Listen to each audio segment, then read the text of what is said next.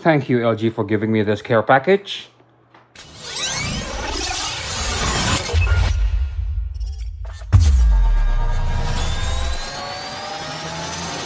Today I'll be talking about 55 Nano 85.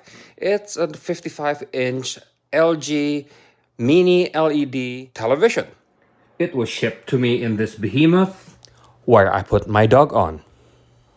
And just like any smart TV, I have to jump through hoops to turn on and activate the TV.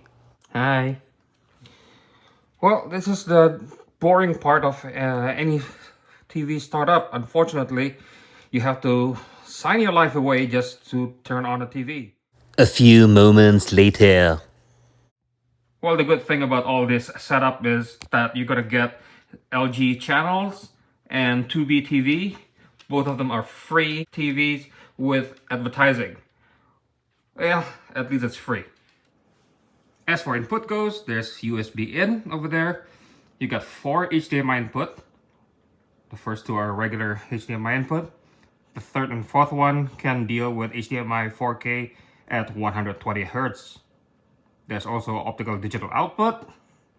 And there you go. Obviously, you have the LAN connection, antenna in, and RS-232. Also, you have the USB in too, where you can plug in, for example, your hard drive. And as you can see here, the bezels are very, very thin.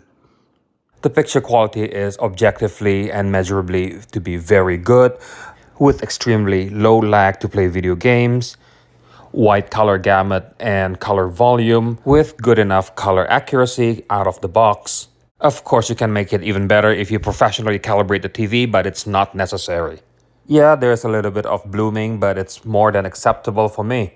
Put it this way, if I cannot use OLED, I will use this TV. And the availability of Dolby Vision IQ makes this TV that much better. As for the remote, we got the usual Magic Wand remote, which I personally don't like, but at least this time they have so many different direct access buttons for Netflix, Disney Plus, Prime Video. Where is YouTube? I need YouTube! So for my suggested settings, so what you need to do first is press the gear button here.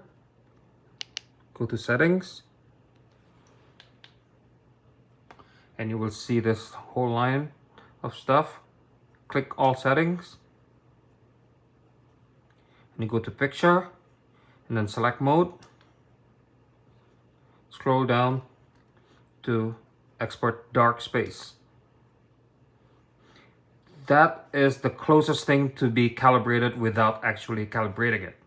Not perfect, not calibration, but it's close enough. From there, go to select mode again and go to advanced settings. This is where you have to change a whole bunch of stuff here. First thing you need to do is to reduce blue light.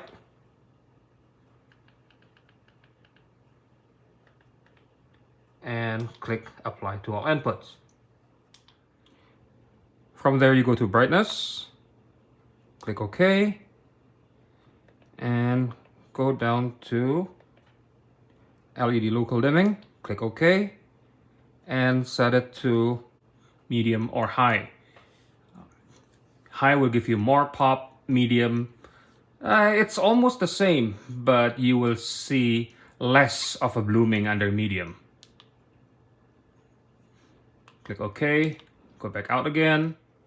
If you're watching a lot of streaming material, then you have to go to clarity, click OK, and go to smooth gradation, click OK, and set it up to low.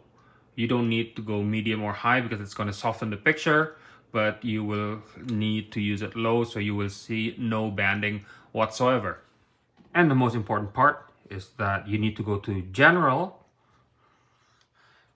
and then you go all the way down to energy saving, click OK, energy saving step, turn it off.